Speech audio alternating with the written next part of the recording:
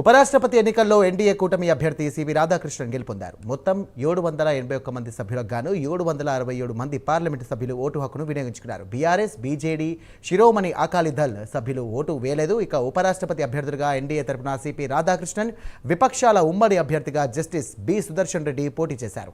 ఉపరాష్ట్రపతి కోటా విజయానికి కావాల్సినటువంటి ఓట్లు 377 కాగా రాధాకృష్ణన్కు 452 ఓట్లు, సుదర్శన్ రెడ్డికి 300 ఓట్లు పోలయ్యాయి.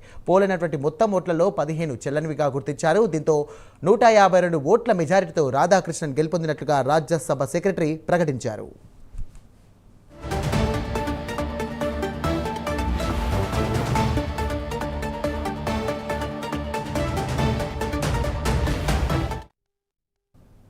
భారత 17వ ఉపరాష్ట్రపతిగా ఘన విజయం సాధించినటువంటి రాధాకృష్ణన్ పూర్తి పేరు చంద్రాపురం పొన్నుస్వామి రాధాకృష్ణన్.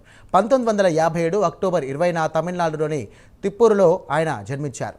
ఇక తమిళనాడు నుంచి ఉపరాష్ట్రపతి పీఠం అధిష్ఠించనున్న 3వ వ్యక్తిగా రాధాకృష్ణన్ గుర్తింపు పొందారు.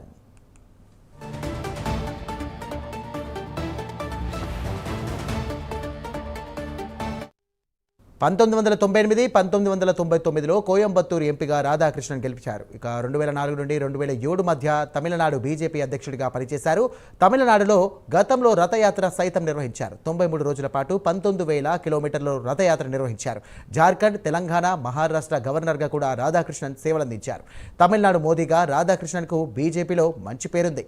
గతంలో తమిళనాడు నుంచి సర్వేపల్లి రాధాకృష్ణన్ ఉపరాష్ట్రపతిగా పనిచేశారు. ఆ తర్వాత ఉపరాష్ట్రపతిగా ఆర్ వెంకట్రామన్ కూడా సేవలందించారు.